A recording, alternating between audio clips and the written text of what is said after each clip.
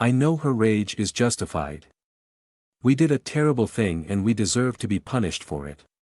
For what it's worth, it was never our intention for things to turn out as they did, we just wanted to teach her a lesson.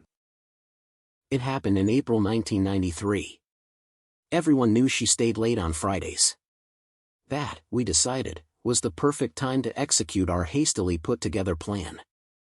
We had close to the staff room so we wouldn't miss her exit. We'd fashioned masks out of our shirts. We were ready. She deserves this, I said to my friend and eventual accomplice, Joe, that morning. She's a fucking terrible person. And in our defense, she kinda was. Miss Caroline was, hands down, the meanest teacher at our school. She was like a real-life Disney villainess.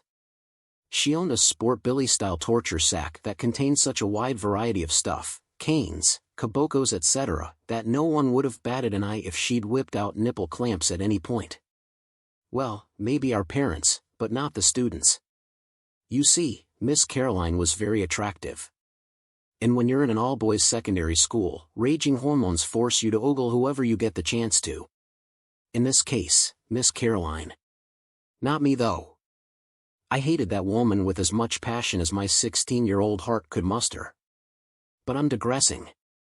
As she left her office that evening, her red high-heeled shoes clacking away on the concrete floor, Joe and I tackled her to the ground, dragged her back into the empty staff room, gagged her, and turned off the lights. The plan was to rough her up a bit. Scare her a little. Let her know that we, the students, weren't going to take her shit anymore. But as the saying I'm making up right now goes, revenge is one hell of a drug. The thing they never tell you about accidentally beating another human to death is how much acting you have to do after. We had to act shocked when the news spread after her body was found. We had to act disgusted during the assembly on Monday morning when the principal described, in graphic detail, the state in which Miss Caroline's body was found. She was barely recognizable. She had been beaten to a pulp, teeth smashed in, and the heel of one of her shoes was firmly lodged in her right eye. Revenge is one hell of a drug. We had to act sad during her funeral, which took place in our school's chapel, as we watched members of her family break down in tears. It was an open casket funeral and the morticians did the best they could, but she still looked like she'd been hit in the face repeatedly with a mallet. Damn. The entire time, I wondered if the police had gotten any leads. I mean, we panicked when we realized she'd died and taken her purse with us to make it look like a mugging gone wrong, but no one inflicts the kind of damage we did for a purse. A couple of days passed without any major events relating to the incident, so I believed we were in the clear. Then Joe started to crack. To say that Joe was racked with guilt is an understatement. He was constantly freaking out, convinced that he was being haunted by a shadow demon that tapped the floor as it moved. I remember making a joke about the demon wearing 6-inch heels. Joe was not amused. When I couldn't handle it anymore, I decided that I was going to deny Joe if he mistakenly blabbed to anyone. This wasn't necessary though, because Joe left the school a few days later in a straitjacket after biting off a sizable chunk of another student's ear. I never saw or heard from him again.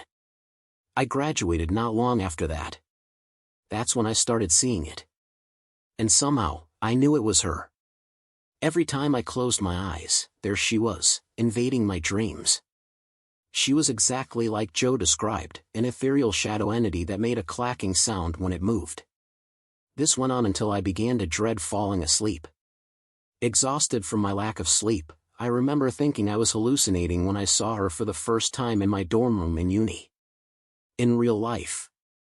I stared at her for what felt like a full minute and pinched myself to make sure I was still awake. As I did this, I saw a face form and give the most spine-chilling smile I've ever seen.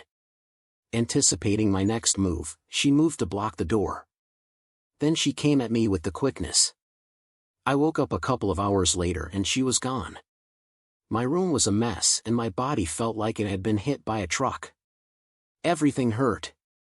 Unable to move because of the pain, I lay still on the floor, fucking terrified that she would come back and finish me off.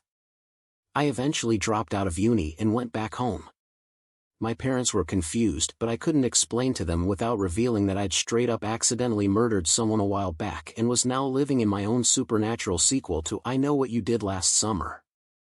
I pretty much became a hermit. Figured it was an easier way to deal with things. With every encounter, every single one of them violent, I begged for her forgiveness.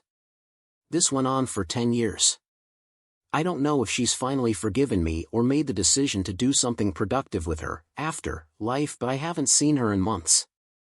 I feel like I've done my penance. I can leave the house in peace now. I even spoke to my parents about going back to uni and they're stoked. Sure, I'll be one of the oldest there. But, better late than never, eh? Today is the 12th of June, 2003, and for the first time in a long time, I'm happy because the future looks good. I'll finally be able to move on with my life.